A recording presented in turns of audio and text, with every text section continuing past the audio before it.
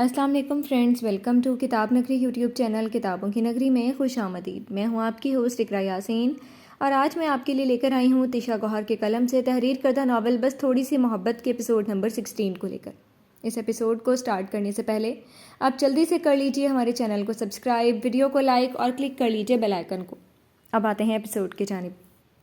عید سے 2 روز پہلے ایمان اور تاشا کی کلاسز ختم ہوئیں اور عید کی چھٹیاں ہو گئیں۔ چاند رات پہ تاشا چوڑیاں خریدنے اور مہندی لگوانے کی ضد کرنے لگی۔ اس نے عائشہ کو بھی ساتھ چلنے کا کہا مگر عائشہ نے منع کر دیا کیونکہ چاند رات پہ بازاروں میں بہت رش ہوتا تھا اور عائشہ کو اس رش میں جانے کا کوئی شوق نہیں تھا۔ ایسے شوق صرف تاشا پالتی تھی۔ نفیسہ نے اسے بھی منع کرنے کی کوشش کی تھی مگر وہ حمید احمد کے پاس اپنی خواہش لے کر پہنچ گئی۔ وہ کھانے کے بعد سب دوستوں اور رشتہ داروں کو چاند کی مبارکباد کے فون کر رہے تھے۔ ماموں جان دیکھیں نا، امی منع کر رہی ہیں مجھے کہ میں مہندی لگوانے نہ جاؤں۔ اب آپ ہی بتائیں، اگر میں نے مہندی نہ لگوائی تو کیا مجھے کل محسوس ہوگا کہ عید ہے؟ یہ سونے ہاتھ بغیر چوڑیوں کے اچھے لگیں گے کیا؟ تاشا کے معصومانہ انداز میں کیے گئے سوال پر حمید احمد مسکرائے اور اسے جانے کی اجازت دے دی۔ جو میری گڑیا کا دل چاہ رہا ہے وہ کرو، کوئی منع کرے تو میرے پاس لے آنا۔ اچھا میں عمر بھائی کے ساتھ چلی جاؤں، وہ فری ہوں گے۔ عمر کے ساتھ جانے کی خواہش کو اس نے عام سے لہجے میں پوچھا تو حمید احمد کچھ سوچ کر بولے، عمر کو میں نے کسی کام سے بھیجا، جب تک وہ آئے گا کافی دیر ہو جائے گی، میں ایمان سے کہتا ہوں وہ لے جائے گا تمہیں۔ ایمان کے نام پر اسے اپنی اور اس کی چند روز پہلے والی لڑائی یاد آ گئی تھی مگر ظاہرہ حمید احمد کے کہنے پر وہ اسے لے جانے سے انکار نہیں کر سکتا تھا۔ 10 منٹ میں وہ باہر جانے کے لیے تیار ہو چکی تھی اور ایمان پورچ میں کار کے پاس کھڑا اس کا انتظار کر رہا تھا۔ تمہیں دن کو یاد نہیں آیا تھا ان کاموں کا؟ ڈرائیونگ سیٹ کا دروازہ کھول کر بیٹھتے ہوئے وہ تاشا کو کہے بغیر نہیں رہ سکا تھا۔ تاشا نے اس کے برابر بیٹھتے ہوئے ناک سکوڑا۔ تم لڑکی ہوتے تو تمہیں ان چیزوں کی اہمیت کا اندازہ ہوتا۔ خیر میں بھی تمہارے ساتھ جانا نہیں چاہتی تھی، ماموں جان نے کہا تو میں منع نہیں کر سکی۔ ایمان اس کی اداکاری پر بھونچکا رہ گیا۔ ہاں ماموں کی فرما بردار چمچی، ایمان بڑبڑایا مگر اس کی بڑبڑاہٹ اتنی اونچی تو تھی کہ تاشا آسانی سے سن لیتی۔ کیا چمچی کہا تم نے مجھے؟ تاشا اس کی جانب رخ کر کے بیٹھی اسے تیوریاں چڑھا کر دیکھنے لگی۔ فرما بردار بھی کہا ہے، وہ شاید تم نے سنا نہیں۔ اسٹیئرنگ کنٹرول کرتے ہوئے ایمان بولا، تم نا مجھ سے فضول باتیں مت کرو، ابھی میرا موڈ اچھا ہے، خواہ مخواہ خراب کرنے کی ضرورت نہیں ہے۔ وہ رخ موڑ کر بیٹھ گئی۔ ایمان خاموش ہو گیا۔ بازار میں داخل ہوتے ہی تاشا نے فالودہ شاپ دیکھی تو ایمان کو فالودہ کھانے کی فرمائش کر دی۔ ایمان نے کار ایک سائڈ پر لگا کر دکان والے لڑکے کو بلایا اور اسے دو فالودے کا آرڈر دے دیا۔ چند منٹ بعد وہ ایک ٹرے میں 2 فالودہ کپ لے آیا۔ ایمان نے دونوں کپ باری باری اٹھائے اور ایک تاشا کو پکڑا کر دوسرا اپنے سامنے ڈیش بورڈ پر رکھا۔ پیسے دو، تاشا کی طرف دیکھتے ہوئے اس نے ہتھیلی پھیلائی تو تاشا نے فالودے کا چمچ منہ میں رکھتے ہوئے اسے حیرت سے دیکھا۔ کون سے پیسے؟ یہ جو منگوایا اس کے پیسے، ایمان نے کہا تو تاشا نے ایک نظر اس پر خفگی سے ڈال کر اپنا کلچ کھولا اور چند نوٹ گن کر نکالے اور اس کی ہتھیلی پر رکھے۔ یہ تو ایک کے پیسے ہیں، دوسرے کی بھی دو، ایمان نے اس سے ایک کپ کے پیسے لیتے ہوئے کہا تو وہ ماتھے پر بل ڈال کر اسے دیکھنے لگی۔ میں خالی اپنے کے پیسے دوں گی، دوسرے کے تم خود دو، اس نے صاف انکار کیا۔ تو ایمان نے ایک نظر اس لڑکی کو دیکھا جو پیسے لینے کے انتظار میں خاموش کھڑا دونوں کی بحث کو دیکھتا رہا تھا۔ ایمان نے ایک معذرت خواہانہ مسکراہٹ اس کی جانب اچھالی اور تاشا کا کلچ جھپٹ کر اس میں سے پیسے نکال کر اس لڑکی کو دینے لگا۔ تاشا نے اس کے بازو پر اپنے ایک ہاتھ سے مکے اور تھپڑ مارنے شروع کر دیے۔ بدتمیز، واپس کرو میرا والٹ۔ ایمان واپس دو، یہ کیا بدتمیزی ہے ایمان؟ ایمان اس لڑکی کو پیسے دے چکا تو وہ چلا گیا۔ اس نے تاشا کا والٹ واپس اسے پکڑایا تب اس نے اپنا ہاتھ روکا۔ میرا والٹ گھر رہ گیا ورنہ خود ہی دے دیتا، ایک فالودہ بھی نہیں کھلا سکتی؟ اچھی طرح جانتی ہوں میں کہ جان بوجھ کر اپنا والٹ گھر چھوڑ کر آیا تاکہ کسی چیز کے پیسے نہ دینے پڑے، مفت میں مل جائے سب کچھ۔ تاشا نے اپنے والٹ دوسری جانب منتقل کیا جسے ایمان نے اسے دوبارہ چھین لے گا۔ لڑ کیوں رہی ہو، گھر جا کر واپس کر دوں گا۔ اپنا فالودہ کپ اٹھا کر کھانے لگا تو تاشا نے اسے کپ چپٹ لیا۔ اس کے پیسے میں نے دیے تو یہ بھی میں ہی کھاؤں گی۔ ایمان لب بھینچے اسے دیکھنے لگا جو مزے سے دونوں کپوں میں سے فالودہ کھا رہی تھی اور جھوٹے منہ ایک بار بھی اسے کھانے کا نہیں پوچھا۔ ایمان کار وہاں سے نکال آیا اور بازار میں آگے بڑھ گیا جہاں مہندی اور چوڑیوں کے سٹال لگے تھے۔ رش کی وجہ سے انہیں تھوڑی دور ہی پارک کرنی پڑی تھی اور پھر دونوں باری باری کار سے اتر کر مہندی کے سٹال کی طرف چلنے لگے۔ ایک درمیانی عمر کی خاتون کے پاس بیٹھ کر تاشا نے مہندی لگوانی شروع کی۔ ایمان اس کے قریب ہی پیچھے کو کھڑا تھا، بظاہر وہ خود کو اپنے موبائل میں مصروف ظاہر کر رہا تھا مگر اس نے خاموشی سے اپنے فون میں تاشا کی مہندی لگواتے ہوئے کئی تصویریں بنائی تھیں۔ کچھ دیر وہ اس کے ہاتھوں کی ویڈیو بھی بناتا رہا اور پھر اپنے فون کی گیلری کے ایک مخصوص فولڈر میں اس کی تصویریں اور ویڈیو سیو کرتی جہاں پہلے سے بھی تاشا کی کئی تصویریں موجود تھیں جو ایمان نے چپکے سے مختلف موقعوں پر لی تھیں اور جنہیں ایمان کے علاوہ کسی نے نہیں دیکھا تھا۔ خود تاشا بھی ان تصاویر سے انجان تھی۔ تاشا مہندی لگوا چکی تو اسے چوڑیوں والے سٹال کی طرف لے گئی۔ وہ اسے اندر کی طرف کر کے خود بیرونی طرف اس کے ساتھ ساتھ چلنے لگا۔ چند بدتمیز لڑکوں نے تاشا کو دیکھ کر چھیڑنے کی کوشش کی تو ایمان نے ایک گھوری دے کر انہیں روک دیا جو اس کے گرد ایک محافظ کی طرح موجود ہے جس کی موجودگی میں تاشا کو کوئی مشکل یا پریشانی پیش نہیں آئی تھی۔ اتنے رش میں بھی وہ اس کے لیے آسانی سے راستہ بنا دیتا تھا۔ چوڑیاں دلوا کر وہ اسے گھر لے آیا تھا۔ تاشا کا ارادہ اچھی طرح مزید بازار گھومنے کا تھا، مگر ایمان نے اس کی ایک نہیں سنی۔ اسے بھی بہت سے کام تھے اور وہ یوں بھی وہ صبح سے گھر کے مختلف کاموں کی وجہ سے باہر کے کئی چکر لگا چکا تھا۔ عید کے لیے میٹھا بنانے کا سامان اور دوسری کھانے پینے کی چیزیں لانا، گھر کی خواتین کو پارلر چھوڑ کر آنا اور پھر واپس لے کر آنا، انیسہ کے گھر سے تاشا کا کچھ سامان لے کر آنا، اور آخر میں درزی سے اپنے عمر اور حمید احمد کے کپڑے لانے تک وہ کافی تھک چکا تھا، اور چند منٹوں بعد ہی اسے تاشا کی فرمائش پر پھر بازار آنا پڑا تھا۔ واپسی پر حمید احمد نے اس کے ذمہ مزید کام لگا رکھے تھے۔ سارے کام نپٹاتے وہ کافی دیر سے فارغ ہوا اور تھکن کے باعث بیڈ پر لیٹتے ہی سو گیا۔ تاشا کو عید کی خوشی میں نیند نہیں آ رہی تھی۔ وہ سہیلیوں سے ویڈیو کال پر عید کی تیاریوں کی باتیں کرنے لگی۔ عید کی صبح اسے شائستہ نہیں اٹھایا تھا۔ وہ نہا دھو کر نئے کپڑے پہن کر بالکل تیار ہو چکا تھا۔ اس کی عید کے کرتے کا رنگ سرمئی تھا، جس کے ساتھ سفید شلوار تھی۔ کرتے کے گلے پر ایک طرف کو مردانہ کڑھائی ہوئی تھی۔ یہ سوٹ اس کے لیے نفیسہ نے پسند کیا تھا۔ اس نے اپنا فیوریٹ پرفیوم اسپرے کیا، بائیں کلائی میں نئی گھڑی باندھی جو عائشہ نے اس کے لیے خریدی تھی، اور پاؤں میں سرمئی رنگ کے خصے پہنے جو شائستہ اس کے لیے لے کر آئی تھی۔ بالوں کو اچھی طرح ہیئر برش سے سٹائل کیا۔ کرتے کی اوپری جیب میں ایک نیلے رنگ کا رومال اور خوبصورت سے پین لگا کر وہ سیڑھیاں اتر کر نیچے آیا تو سب سے پہلے شائستہ نے اسے دیکھ کر ماشاءاللہ کہا اور اس کا ماتھا چوم کر دعا دی۔ نفیسہ کچن سے برآمد ہوئی اور شائستہ سے والا عمل دہرایا۔ عمر لاؤنج میں بیٹھا حمید احمد کے کمرے سے نکلنے کا انتظار کر رہا تھا۔ پھر تینوں نے عید کی نماز کے لیے جانا تھا۔ ماں اور پھپھو کا اس طرح اس پہ واری صدقے جانا اسے اندر ہی اندر غصہ دلا رہا تھا، مگر وہ خاموش بیٹھا رہا۔ اس نے آف وائٹ رنگ کا کرتا شلوار پہنا تھا اور دائیں کلائی میں گھڑی باندھ رکھی تھی۔ اس میں بھی وہ اتنا جاذب نظر لگ رہا تھا کہ اسے مزید کسی چیز کی ضرورت نہیں تھی۔ ماں اور پھپھو کا ایمان پہ پیار لٹاتے دیکھ کر اسے خامخواہ رقابت کا احساس ہونے لگا تھا۔ حمید احمد کمرے سے تیار ہو کر نکلے تو تینوں عیدگاہ کی طرف روانہ ہوئے۔ عمر کار ڈرائیو کر رہا تھا اور ایمان پچھلے سیٹ پر بیٹھا تھا۔ اگلی نشست پر حمید احمد موجود تھے۔ وہ تینوں عید کی نماز پڑھ کر گھر آئے تو سوئیاں تیار تھیں اور ساتھ میں نفیسہ نے فروٹ چاٹ بھی بنا لی تھی۔ اس کے علاوہ بھی دیگر ناشتے کے لوازمات سے میز سجی ہوئی تھی۔ سب تیار ہو چکے تھے اور پہلے سے ہی ڈائننگ میز پر جمع ہو چکے تھے سوائے تاشا کے، اور پھر وہ بھی اتر آئی۔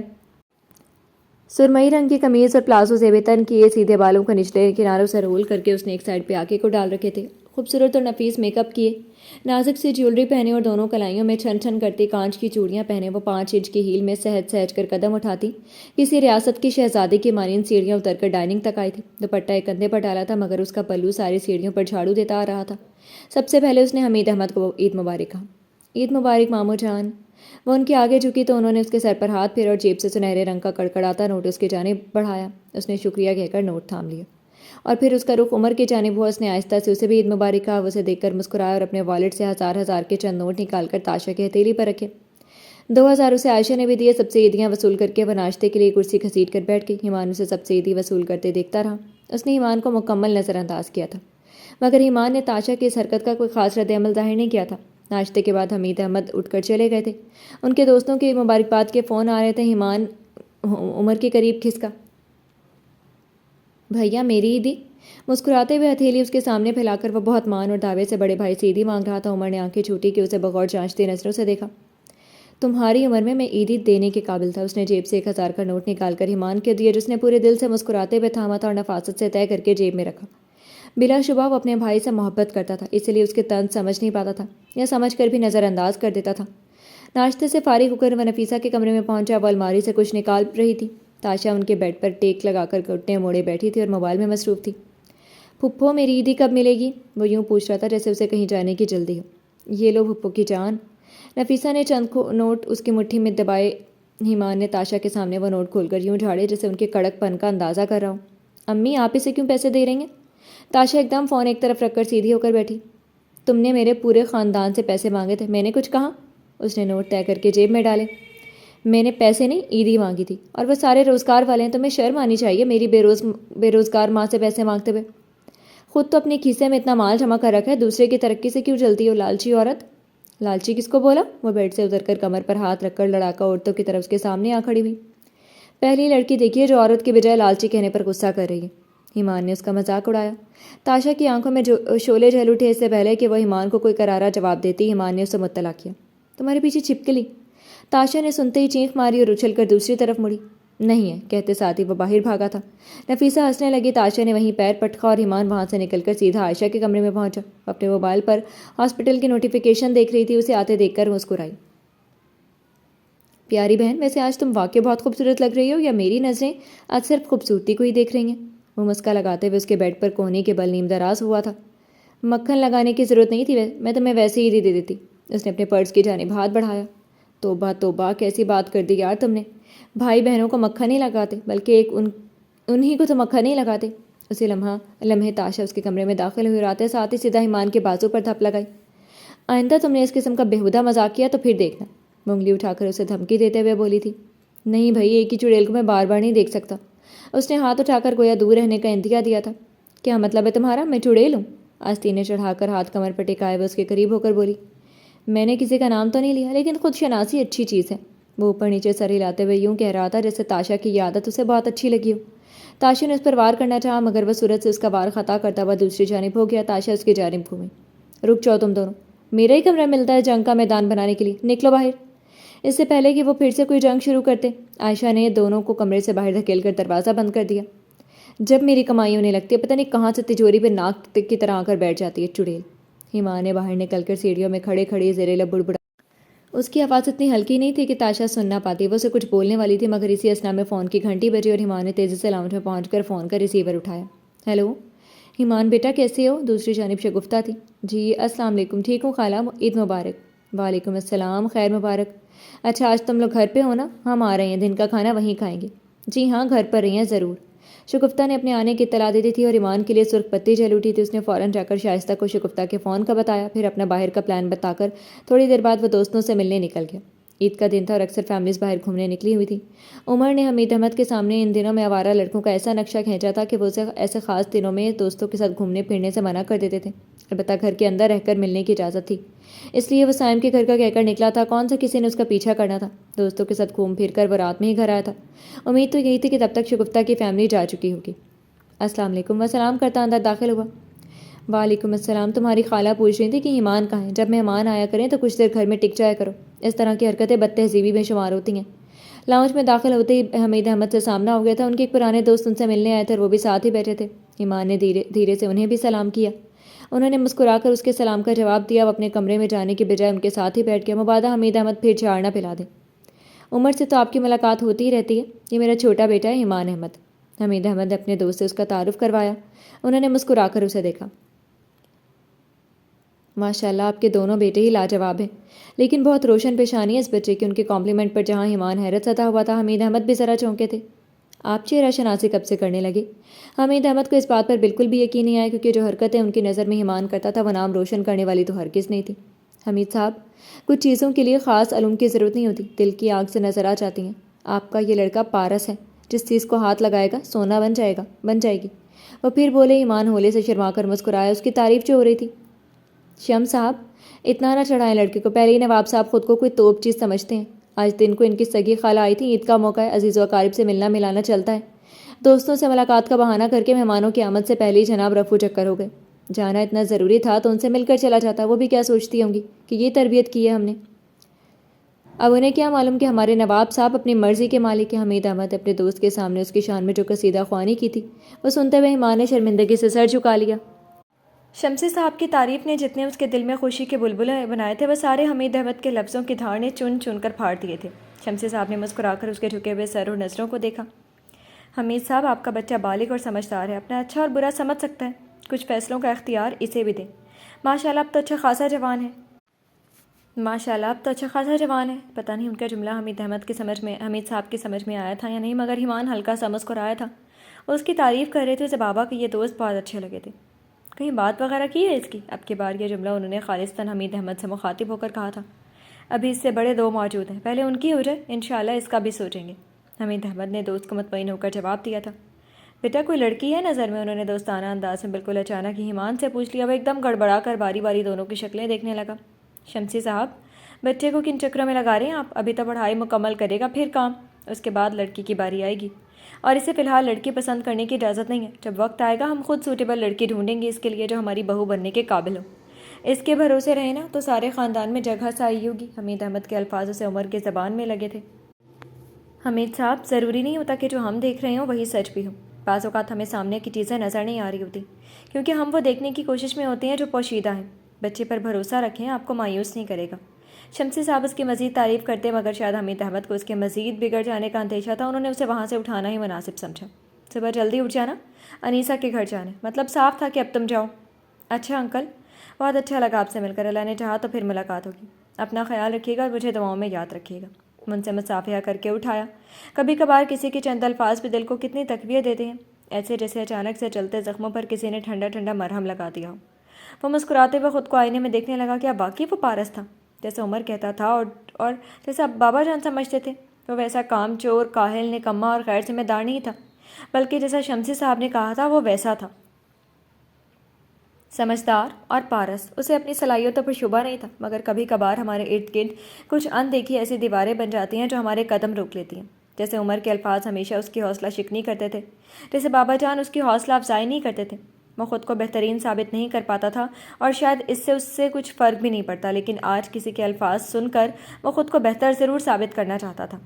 عید کا دوسرا دن انیسہ کے گھر تھا۔ سچ شکر تھا کہ شگفتہ اور ان کی فیملی وہاں موجود نہیں تھی، اسی لیے ایمان آج قدرے پرسکون محسوس کر رہا تھا، ورنہ ارسا کی موجودگی اسے پریشان کرتی اور جلال کو دیکھ دیکھ کر اسے غصہ آتا۔ تاشا کو آج وہ کچھ زیادہ ہی چہکتا اور کھل کر مسکراتا ہوا محسوس ہو رہا تھا۔ اس کی خوش مزاجی میں کچھ بات شمسی صاحب کی باتوں کا بھی تھا۔ انیسہ کے گھر خوب رونق لگی تھی، پھپھا بھی چھٹی پر آئے ہوئے تھے تو رونق مزید دوبالا ہو گئی تھی۔ علینا اور فاریہ نے تاشا اور عائشہ کے ساتھ مووی کا پلان بنا لیا تھا اور گھر پر ہی دوسرے پورشن کے لاؤنج میں صوفے پر بیٹھ کر سب انہماک سے مووی دیکھنے میں مصروف ہو گئے۔ ایمان بڑوں کے ساتھ بیٹھا تھا اور خاموش تھا۔ علینا کو خیال آیا تو اسے بھی فلم دیکھنے کی آفر کر دی۔ وہ بڑوں کے پاس سے اٹھ کر ان کے پاس آ گیا۔ میز پر رکھے پاپ کارنز اور کولڈ ڈرنک سے لطف اندوز ہوتے ہوئے وہ وقتاً فوقتاً تاشا پر بھی نگاہ ڈال لیتا تھا جو کسی ایموشنل سین پر آنکھوں میں آنسو بھر کر خود کو رونے سے روک رہی تھی۔ فلم کے آخری سین پر اسے روتے دیکھ کر ایمان کو ہنسی آ گئی۔ اس کی ہنسی کی گونج ان چاروں کے کانوں میں پڑی تو وہ اس کی جانب متوجہ ہوئی۔ اتنے ایموشنل سین پر ہنس رہے ہو؟ فاریہ کو اس کا ہنسنا انتہائی عجیب لگا۔ اسکرین پر رونے دھونے والا سین چل رہا تھا اور وہ ہنس رہا تھا۔ نہیں، ایکچولی تاشا کو دیکھ کر میری ہنسی نکل گئی، وہ مشکل اپنی ہنسی روک کر بولا تھا۔ اس کے جواب پر باقی تینوں نے بھی تاشا کی جانب دیکھا تو سب سے پہلے فاریہ کی ہنسی نکلی اور پھر وہ تینوں بھی ہنسنے لگیں۔ تاشا کو ان کے ہنسنے پر غصہ آ گیا اور اس نے اپنی گود میں رکھا کوشن ہاتھ میں دبوچا اور صوفے سے اٹھ کر ایمان پر بے دریغ حملہ کر دیا۔ وہ ہنستے ہنستے اپنا بچاؤ کرنے لگا، مگر تاشا کو شاید کچھ زیادہ ہی غصہ آ گیا تھا۔ کوشن سے مارتے ہوئے اسے تسلی نہ ہو سکی تو اس نے اپنا پاؤں ایمان کے دونوں پیروں پر باری باری زور سے مارا اور پھر بھی اطمینان نہ ہوا تو میز پر رکھے پانی کے گلاس کا سارا پانی اس پر الٹ دیا اور پھر خالی گلاس میز پر رکھ کر پاپ کارنز مٹھی میں بھر لیا، مگر اس سے پہلے کہ وہ ایمان پر پاپ کارنز پھینکتی وہ ایک جست میں صوفے سے اٹھ کر بھاگا تھا۔ اس کے بھاگ جانے پر وہ باقیوں کی طرف مڑی۔ بڑی ہنسی آ رہی ہے تم لوگوں کو؟ غصے سے کہتے ہوئے وہ فاریہ، لینا اور عائشہ کو دیکھنے لگی تو وہ بمشکل ہنسی دباتے ہوئے سنجیدہ ہوئی۔ نہیں، اصل میں اس نے کہا ہی کچھ ایسے کہ ہماری بھی ہنسی نکل گئی، ورنہ ہنسنے والی تو کوئی بات نہیں تھی، کاجل پھیل ہی جاتا ہے رونے سے۔ فاریہ نے اشاروں میں اسے سمجھایا تھا کہ وہ کاجل پھیل جانے کی وجہ سے بھوتنی لگ رہی ہے۔ تاشا نے پاپ کارن واپس رکھے اور واش روم کی طرف بھاگی۔ پیچھے تینوں لڑکیاں پھر سے ہنسنے لگی تھیں۔ آدھا دن وہاں گزار کر وہ واپس گھر آ گئے تھے۔ شام کے وقت تاشا کو اپنے دوستوں سے ملنے جانا تھا۔ پھپھو کے گھر سے واپسی پر اسے وہاں ڈراپ کر کے وہ وہاں گھر آ گیا تھا اور کپڑے تبدیل کر کے سو گیا۔ تیسرے دن ان کے گھر ملنے ملانے والوں کی آمد و رفت رہی۔ رات کے کھانے پر عمر اور حمید کے کچھ کاروباری دوستوں کی دعوت تھی۔ ایمان نے محض انہیں سلام کیا تھا اور واپس اپنے کمرے میں گم ہو گیا۔ عید کے تینوں دن مصروف رہے اور پھر 2 دن بعد ایگزام شروع ہو گئے تھے، یعنی مزید مصروفیت۔ جی تو فرینڈز، کیسی لگی آپ کو آج کی ایپیسوڈ؟ کمنٹ سیکشن میں ضرور بتائیے گا۔ پھر حاضر ہوں گے ناول کے نیکسٹ ایپیسوڈ کے ساتھ۔ اب تک کے لیے اجازت دیجیے، شکریہ، اللہ حافظ۔